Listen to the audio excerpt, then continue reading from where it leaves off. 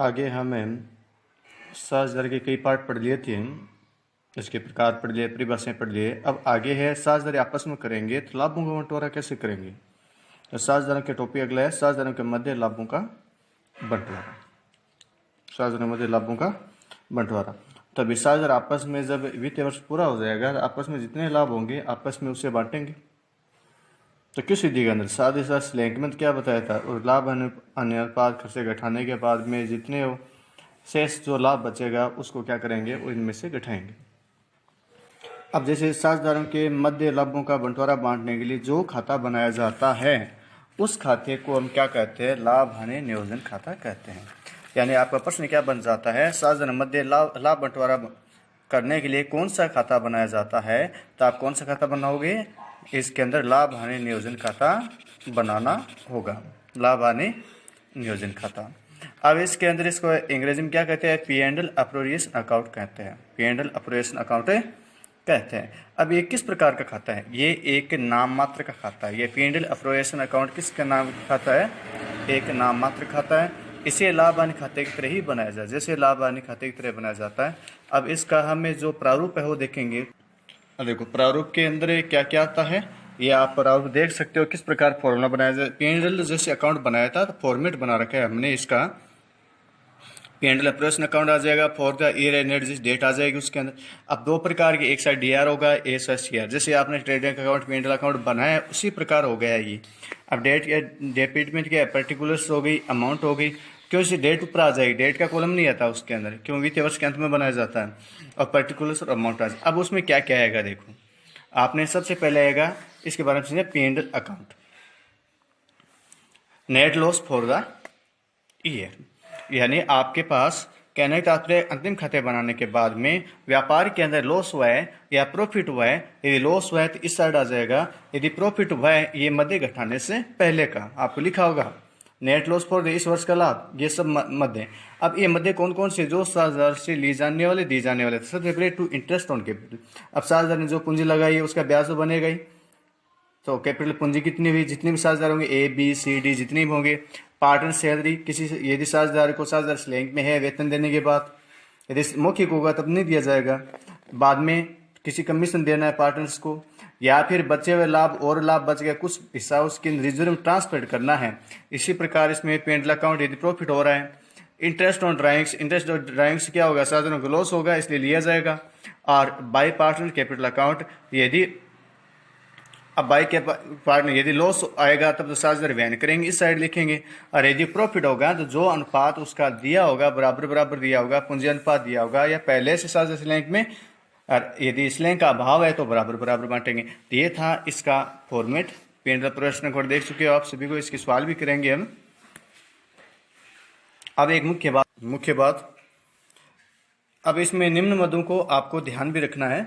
निम्न मदों मध्य लाभों पर प्रभार मानी जाती है। कौन कौन सी लाभों पर प्रभार मानी जाती है, वो लाभों पर प्रभार मानी जाती है, या लाभ हानि नियोजन खाते में नहीं आएगी। मैनेजर कमीशन, साझेदारों के ऋण पर ब्याज व उस भवन का किराया जिसमें फर्म का व्यापार चलाया जाता है, इस प्रकार के मध्य लाभ हानि खाते में दर्शाई जाएगी, न कि लाभ हानि नियोजन खाता में दर्शाई। कहने के तात्पर्य हो गया उसके अंदर जो हमारे पास ये मध्य आएंगी, मैनेजर कमीशन आया, साझेदारों के ऋण पर ब्याज 6% दिया जाता है सूचना के अभाव में, उस भवन पर जो किराया है वो सभी का सभी पूरा का पूरा पहले लाभ हानि खाते में समायोजन किया जाएगा, बाद में जो लाभ बचेगा वो लाभ हानि नियोजन खाते में आएगा। आप इसका स्क्रीनशॉट भी ले सकते हैं। वीडियो को आगे भी ज़्यादा से ज़्यादा से शेयर करें, लाइक करें, यदि आप चैनल सब्सक्राइब नहीं किए सब्सक्राइब भी करें साथ में। अब इनके बात करते हैं। साझेदारों की जो टॉपिक था टू इंटरेस्ट ऑन कैपिटल था आपके पास, साझेदारों की पूंजी पर ब्याज किस प्रकार ज्ञात किया जाता है। बात ध्यान में रखनी है, साझेदारों पूंजी पर ब्याज सदैव प्रारंभिक पूंजी पर ज्ञात किया जाता है। कौन सी पूंजी पर ज्ञात किया जाता है, प्रारंभिक पूंजी। ये लाइन आपको ध्यान रखनी है हमेशा। यदि व्यापार में प्रारंभिक पूंजी नहीं दी हुई है तो पहले ये ज्ञात करनी होती है, बाद में ज्ञात करते हैं। यदि आपको क्वेश्चन के अंदर अंतिम पूंजी दी हुई है तो प्रारंभिक पूंजी कैसे ज्ञात करते हैं,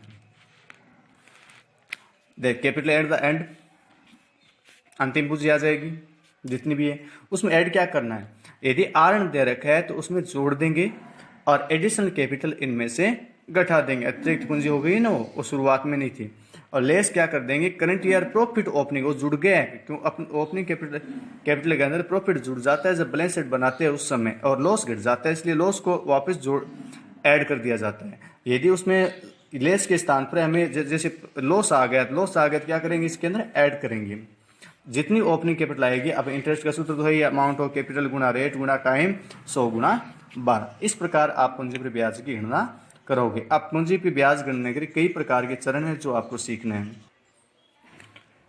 अगला जो टॉपिक है आपके पूंजी पर ब्याज गणना के संबंधी प्रावधान क्या है। ये डायरेक्ट ब्याज नहीं दिया जाता, उसमें क्या लिखी हुई है, तो आपने एक सारणी बनाई है मैंने, स्थिति और प्रावधान क्या है, क्या स्थिति होगी जब क्या प्रावधान लागू किएंगे। जब साझेदारी स्लैंग में पूंजी पर ब्याज देने का उल्लेख ही नहीं हो सवाल में, तो आपको नील का तात्पर्य हो गया उसमें पूंजी पर ब्याज नहीं दिया जाएगा।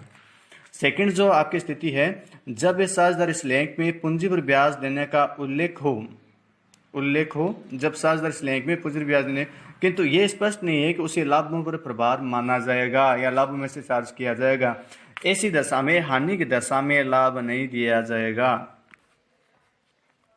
हानि की दशा में उसे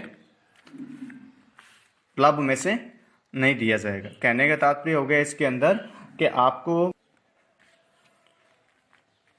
इस लाइन को, यदि उसमें आपको उल्लेख है, यदि सवाल में यदि आपका हानि की दशा आ रही है व्यापार के अंदर, ऐसी स्थिति में पूंजी पर ब्याज नहीं दी जाएगी। याद रह जाएगी क्या चीज, पूंजी पर ब्याज नहीं दिया जाएगा। ये लाभ न पड़े पूंजी पड़े, उसको पूंजी पर ब्याज नहीं दिया जाएगा। अब इसके अंदर यदि फर्म के लाभ ब्याज देने से पूर्व, यदि फर्म के लाभ क्या है, ब्याज देने से पूर्व ब्याज के बराबर हो या फिर अधिक हो तो ब्याज पूरा दे दिया जाएगा।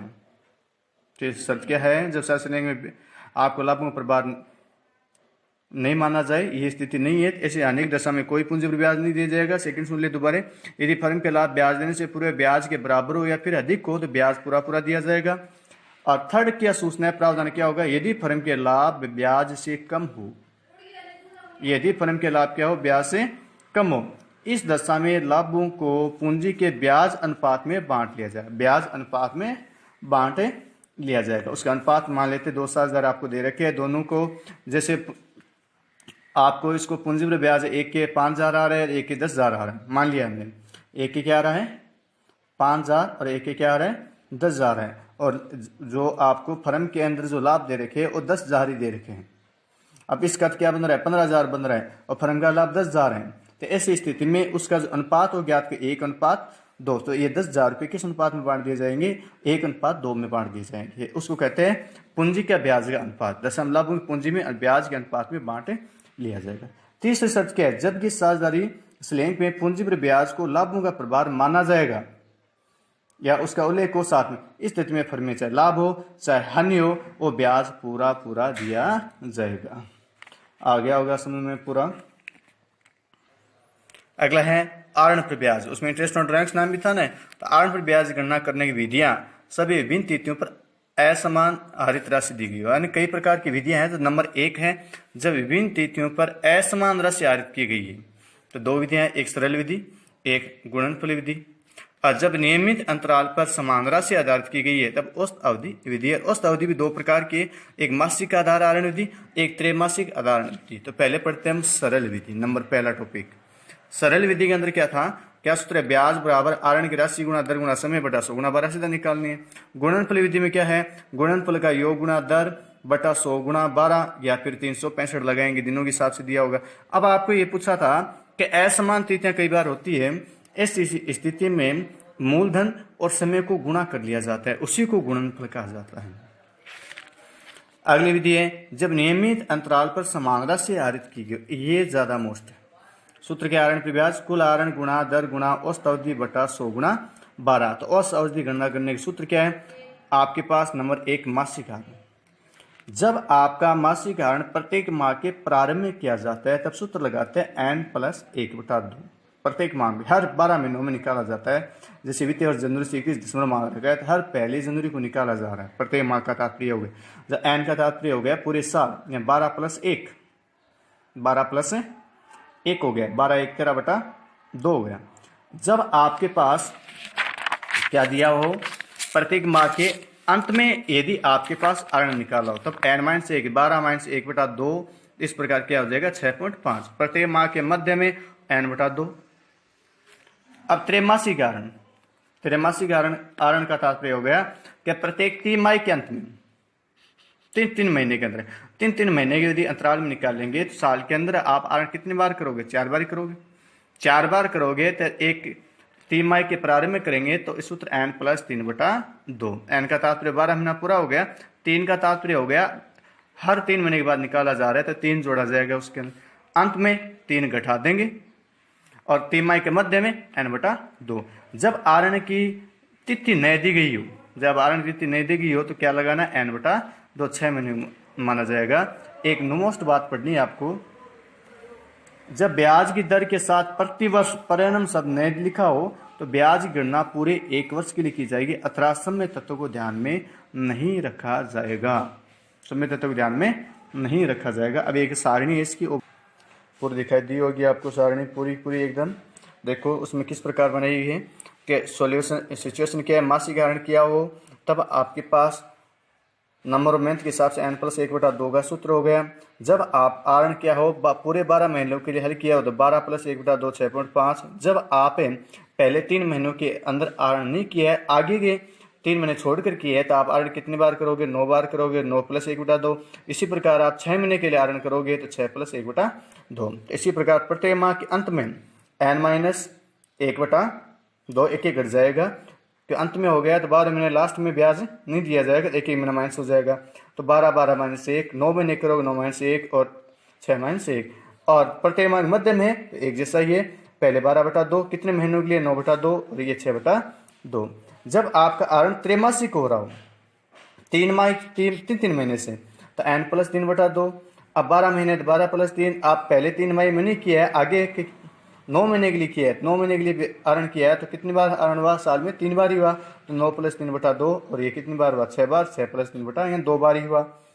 प्रत्येक माह की तिमाही के अंत में तो +3 है, इसमें क्या करोगे? घटा दोगे n-3। 12 - 3/2 4.5। 9 - 3/2 = 3। 6 - 3/2 बराबर क्या हो जाएगा? 1/5। मध्य में n/2 और सूत्र एक जैसे ही लगेगा। जब आरण तिथि नहीं दिया हो तो n/2 का सूत्र आपको लगाना। अब इसे एक सवाल समझाता हूँ। जैसे क्वेश्चन लिया इसका, GST एक फर्म में साझेदार है, वह निम्न प्रकार आरण करता है। जी प्रत्येक माह के प्रारंभ में 2,000 रुपये आरण करता है और 20/6 प्रत्येक माह के अंत में 3,000 रुपये आरण करता है तो T प्रत्येक माह के मध्य में करता है। अलग अलग स्थिति दे रखी है ना उसकी। ऐसी स्थिति में क्या करना आपको? देख ध्यान से उसको, क्या पहले तो जी ने प्रत्येक माह में 2,000 रुपये किए है तो पूरे साल में कितने हो गए? 2,000 को 12 से गुणा किया, पूरे साल के अंदर उसने 24,000 आरण कर लिए। अब आरण पर ब्याज कैसे लगाना है? आपको अभी बताया था, जब प्रत्येक माह के आपको प्रारंभ में निकालना है तो सूत्र क्या है? n+1/2 यानी 6 महीने का ब्याज 6.5 तो 24,000 गुणा समय 6.5/12 गुणा दर क्या थी? 12/100। हल करेंगे कितना देंगे? 1560। एस ने 3,000 रुपये प्रति माह किए, 3,000 12 से गुणा किया तो 36,000 हो गया। तो आरण पर ब्याज क्या हो गया? 36,000 गुणा 5.5/12 गुणा 12/100 बराबर 1900। ऐसे इसी प्रकार कुल आरण जो आ रहा है तो 1,000 गुणा 12 12,000। क्योंकि ये मध्य में तो आपको क्या किया था? n/2 का सूत्र लगाना 6/2। इस प्रकार इसका कितना आएगा? 720 रुपये आएंगे। हो सके समझ आ गया होगा। एक सवाल और है 8वां जो आपको हल करना है। अब कई बार क्या होते हैं, हमें बंद या सातवें समायोजन, कोई आप खाते बंद कर देते हो, जैसे तलपट था आपके भूल सुधार, किसी कारणवश हम कोई छोड़ दिया है,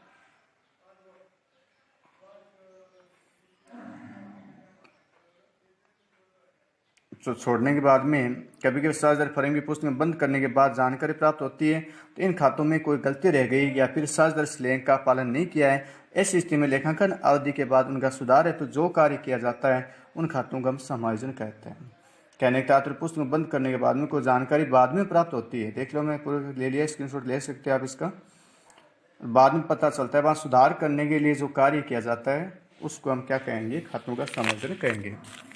समायोजन की विधियाँ 2 विधियाँ हैं, एक प्रश्न द्वारा समायोजन, लाभ हानि समायोजन खाता खोलकर।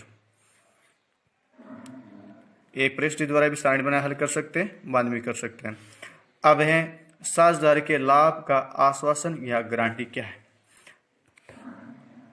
ये नोट्स बनाए हुए पूरे देख सकते हो आप। ऐसा साझेदार न्यूनतम लाभ के संबंध में पुराने साझेदारों से आश्वासन चाहता है ताकि उससे भविष्य में किसी प्रकार की हानि न हो। इसी लाभ की गारंटी या आश्वासन कहते हैं। ये गारंटी 4 प्रकार की होती है। कहने का तात्पर्य हो गया, कई बार हम नए साझेदार को प्रवेश देते हैं और इस आधार पर आता है कि मैं पूंजी लगा रहा हूँ, इतने से मैं कम से कम प्रॉफिट लूंगा आपसे। वो कह दिया कि 10,000 रुपये से नीचे प्रॉफिट मेरे को नहीं मिलना चाहिए।